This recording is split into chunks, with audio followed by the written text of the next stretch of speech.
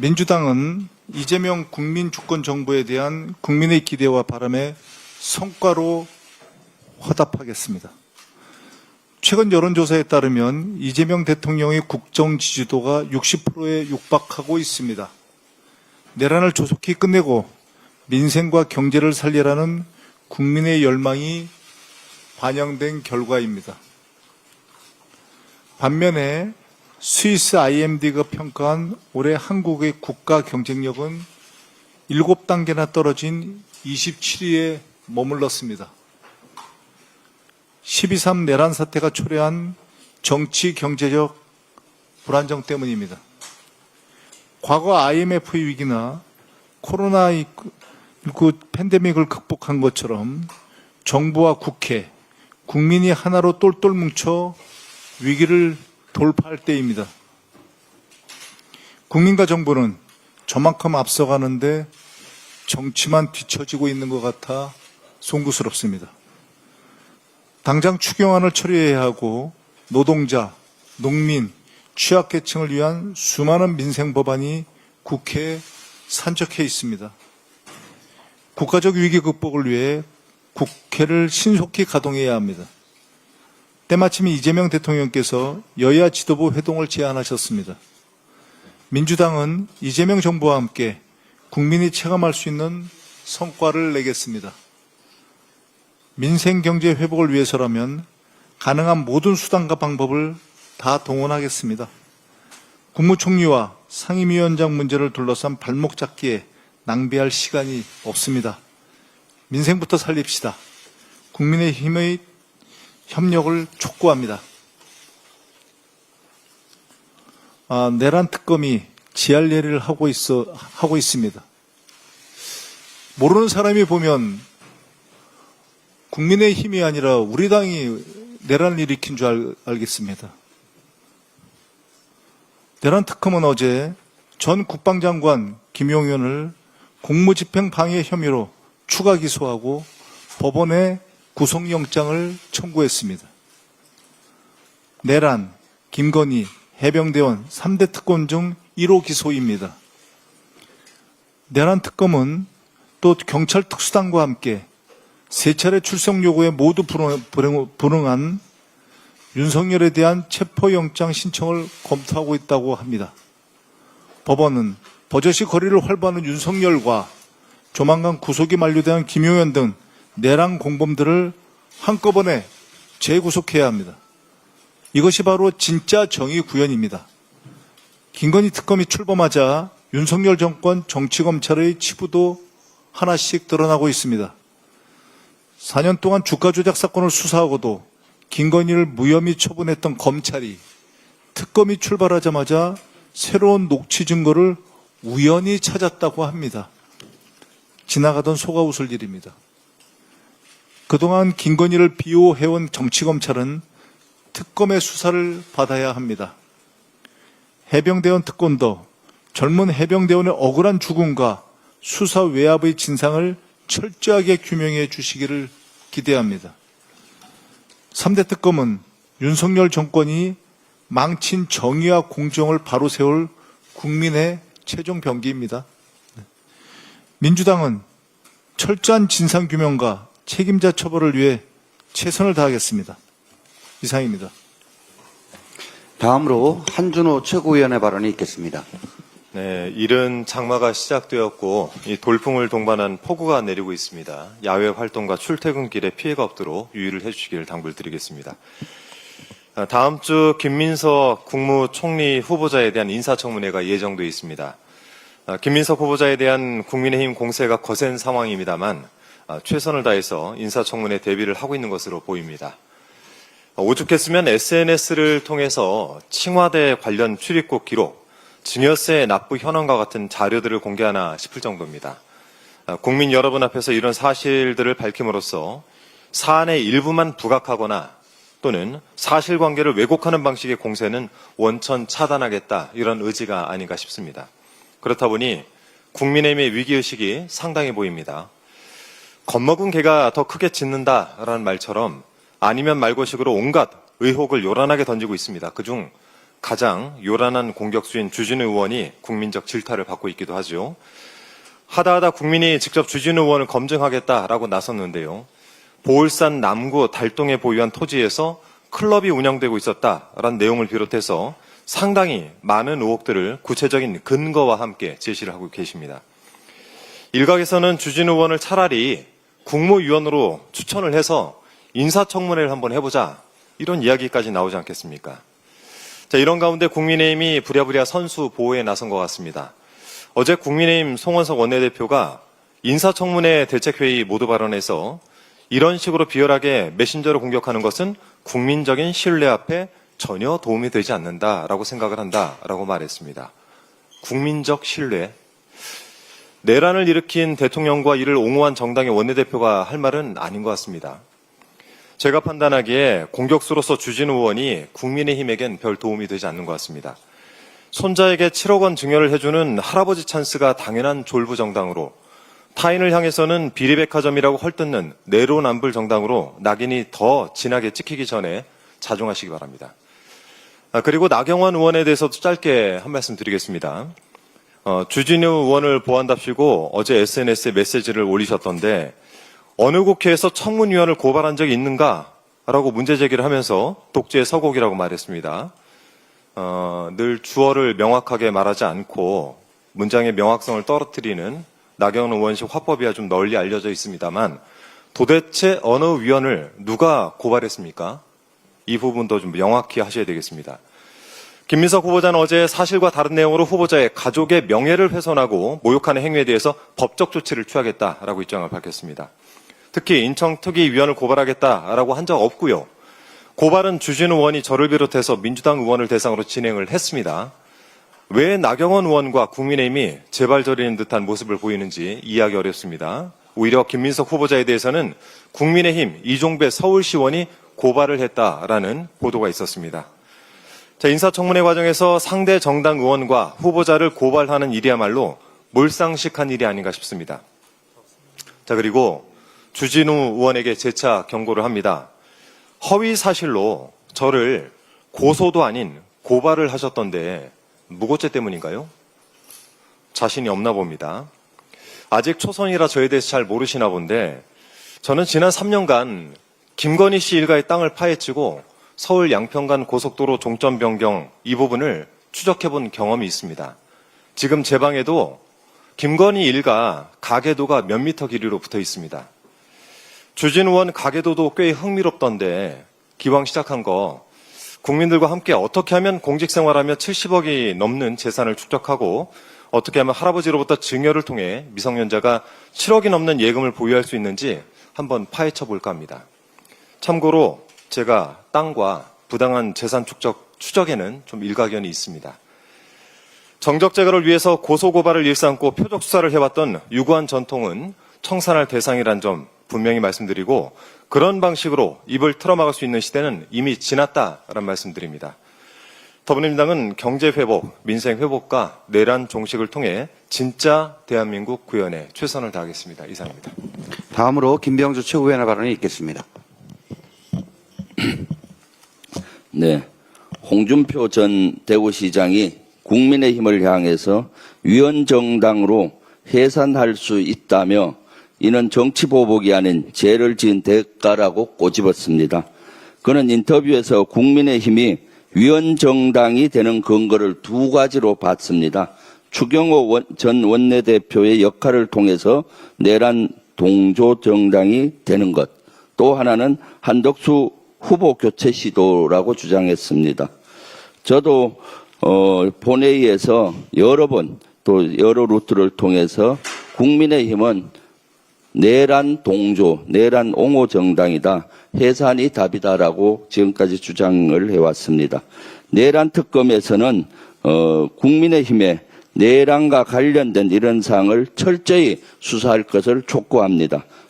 추경호 원내대표의 역할이 무엇이었는지, 국민의힘에서 내란을 동조하고 옹호한 사항이 무엇이었는지 철저히 조사하기를 바랍니다. 내란 특검에서 이러한 위헌적인 내용이 나온다면 국민의힘은 당연히 위원정당으로서 해산을 해야 된다라고 생각을 합니다. 그럴 때는 그에 따른 법적인 조치 절차가 필요하다고 생각을 합니다.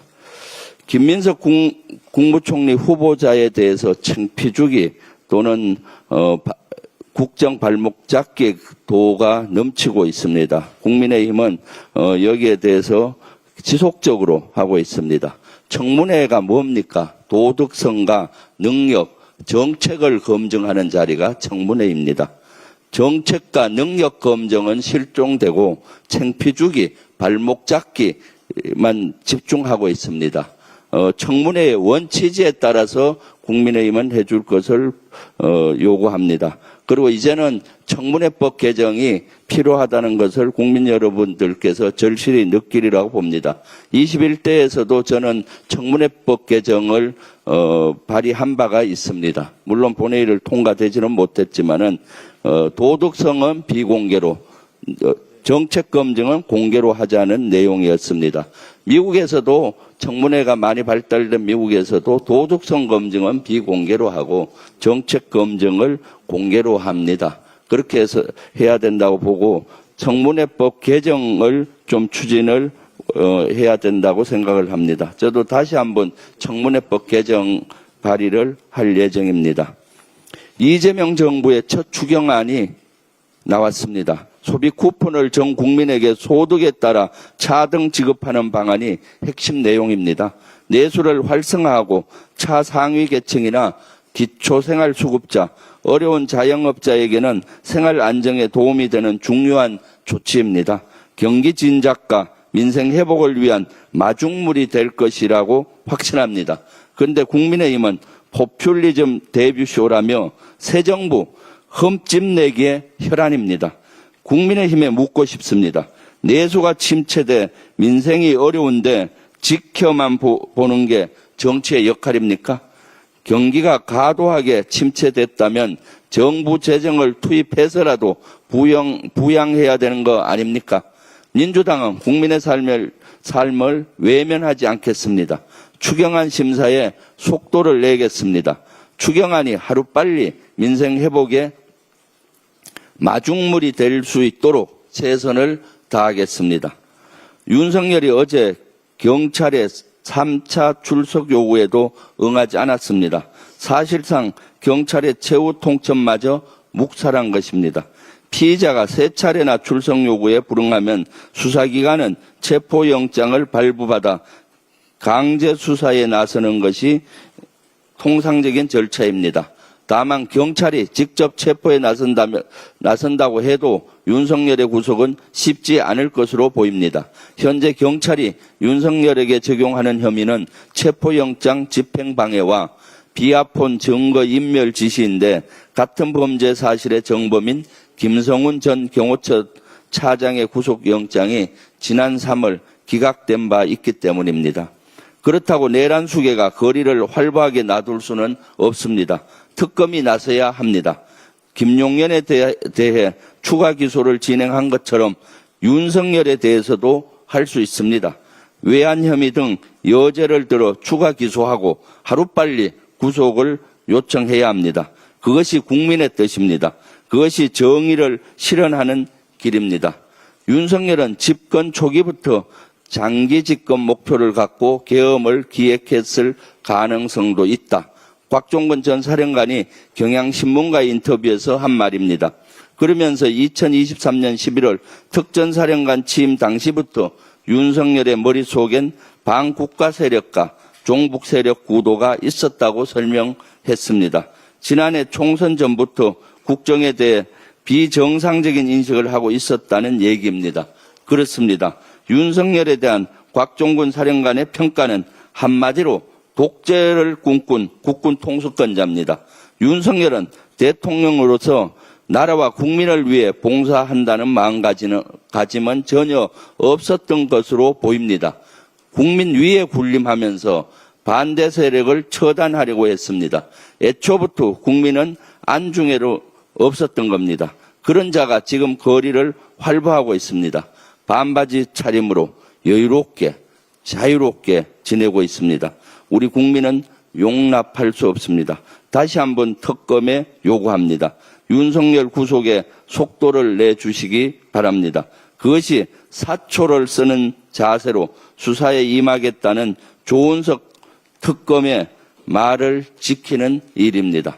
그리고 최혜병 특검에도 요구합니다. 최혜병 특검 빨리 속도감 있게 해주기 바랍니다. 윤석열이 왜 경로해서 했는지, 어떻게 지시했는지, 김건희는 무엇이 관련이 있는지, 또 여기에는 국민의힘 현재 의원도 관여가 돼 있는 의혹들이 있습니다. 이런 것들을 빨리 속도감 있게 수사할 것을 요청합니다. 이상입니다. 다음은 이현주 최고위원의 발언이 있겠습니다. 네, 김민석 총리 후보자에 대한 국민의힘의 공세가 해도 너무한 지경으로 가고 있어서 보는 이들에게 정말 낯뜨겁다라는 생각을 하게 합니다. 특히 그중에서 주진우 의원을 비롯한 일각의 내로남불 행태는 정말 다시 한번 스스로를 돌아보시라, 이런 말씀을 드리지 않을 수가 없습니다.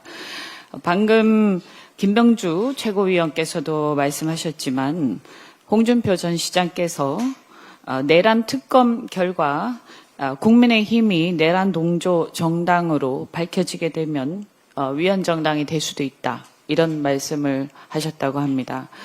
이것이 과연 겁이 나서 이렇게 그런 상황을 면하기 위해서 국민의힘이 과도한 발목 잡기를 하고 있는 게 아닌가, 이런 의심을 국민들이 하게 합니다.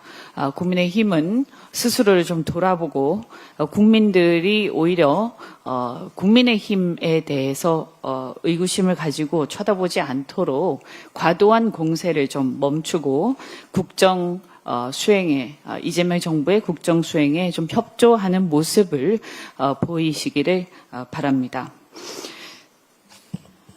추경과 관련해서 송원석 원내대표를 비롯해서 국민의힘에서 또 계속 비난을 원색적으로 하고 있습니다. 그런데 이 추경과 관련해서는 사실 재정 포퓰리즘이다, 이렇게 얘기를 하고 있지만 그동안 윤석열 정부가 건전재정을 계속 외쳐왔음에도 불구하고 실제적으로 보면 결산할 때마다 보면 세수 펑크의 적자가 굉장히 심각했습니다. 특히 전문가들에 의하면 윤석열 정부가 내세웠던 건전 재정은 지난 3년 동안 한 번도 지켜지지 않았습니다. 2022년 GDP 대비 관리재정 수지는 마이너스 5.4%, 2023년은 마이너스 3.9%였습니다. 한 번도 스스로 건전재정도 지켜진 적도 없고요. 또 실질적으로 그러면 과연 지금 이 심각한 내수 침체 상황을 진작하기 위해서 그동안 국민의힘을 비롯해서 윤석열 정부가 과연 무엇을 해왔는지 할 말이 있으면 분명하게 하시기 바랍니다. 이런 것을 해왔는데 그래서 내수 진작이 됐다라고 얘기하면서 지금 이재명 정부가 추진하고 있는 추경을 비판을 하려면 하시기 바랍니다. 아무것도 하지 않고 뒷짐만 지고 건전재정을 입으로는 외치면서 실제로 건전재정도 제대로 되지 않은 상태에서 지금 와서 새로운 정부가 이 추경을 하려고 하니까 그것조차도 발목 잡으면서 아무것도 하지 마라. 그럼 어쩌라는 얘기입니까? 그러면 국민의힘은 무엇을 어떻게 하면 내수가 살아난다고 생각하는 것입니까? 아무것도 하지 않는 것이 가장 최악이다. 이런 말씀을 드립니다. 정부가 왜 존재하는지 다시 한번 생각해 주시기 바랍니다. 오늘 SK그룹과 아마존 웹서비스가 울산 미포 국가산업단지에 100메가와트 규모의 AI 전용 데이터 센터 구축 발표가 있습니다. 양사가 수조 원을 공동 투자하는 초대형 민관 프로젝트입니다. 약 25조 원에 달하는 경제적 파급 효과와 7만 8천 명의 고용 유발 효과를 기대합니다. 이재명 정부가 공약한 AI 강국 G3 도약을 위한 인프라 조성의 시발점이라고 평가를 합니다. 이번 데이터 센터가 울산 미포 산단부지에 건설되는 것도 큰 의미가 있다, 이렇게 생각합니다. 수도권에 집중되고 있는 데이터 센터를 비수도권으로 분산하는 의미가 있고요. 미포 산단부지 인근에 SK가스의 LNG 열병합 발전소가 있어서 대규모 전력 수급이 용이하기 때문에 분산 에너지 활용으로 전력의 직접 거래가 가능할 수 있습니다. 전기요금의 절감도 기대할 수가 있습니다. 따라서 이런 상황은 지역 균형 발전과 전력 수급 다변화 등 새로운 정부의 지방 분산형 데이터 센터 정책에도 부합한다고 평가합니다. 앞으로 수도권 외에 그러니까 지방에서 특히 이 거주지 인근보다도 산업단지에 구축 운영하는 데이터 센터에 대해서 좀 더 인센티브가 제공된다든지 이런 식의 정책적인 지원책 이런 것들을 고려해 봄직하다, 이렇게 생각합니다. 법안이라든가 이런 입법 제안들 이런 것들을 국회에서도 모색해 보겠습니다. 감사드립니다. 이상 발언을 모두 마치고 당대표 직무대행께서 회의를 폐하시겠습니다. 제119차 최고위원회의를 폐하합니다. 수고하셨습니다.